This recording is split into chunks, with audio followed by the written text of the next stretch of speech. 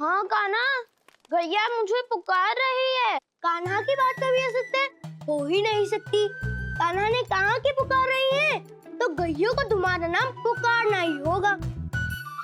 गैया सिर्फ धामा को ही नहीं, तुम सबको पुकार रही है। तो हमारा नाम क्यों नहीं सुनाई पड़ रहा है कान्हा? क्योंकि तुम्हारा नाम गैया पहले ही पुकार चुकी है।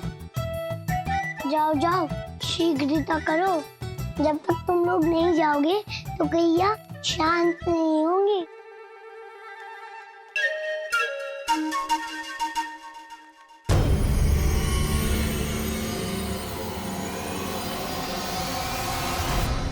दाऊ, आप लोग खड़े क्यों हैं?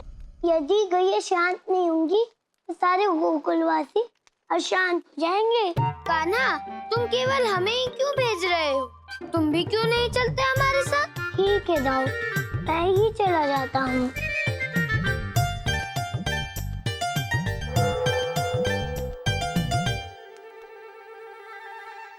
किंतु दाऊ, मैं अपने छोटे छोटे हाथों से गैया को कैसे संभालूंगा?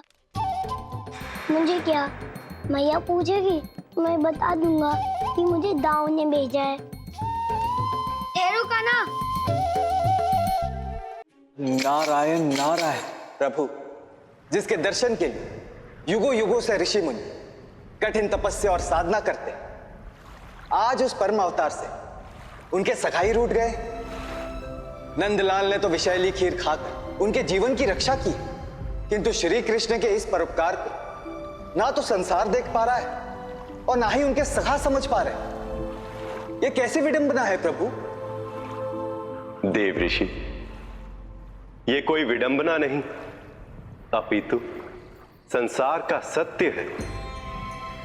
सच्चे मनुष्यों द्वारा किए गए कर्मों को यह संसार सदैव ही देर से देखता और समझता है, क्योंकि लोगों के भीतर निष्काम कर्म की भावना समाप्त होती जा रही, इसलिए वह दूसरों द्वारा किए गए सत्कर्मों पर भी संदेह करते हैं।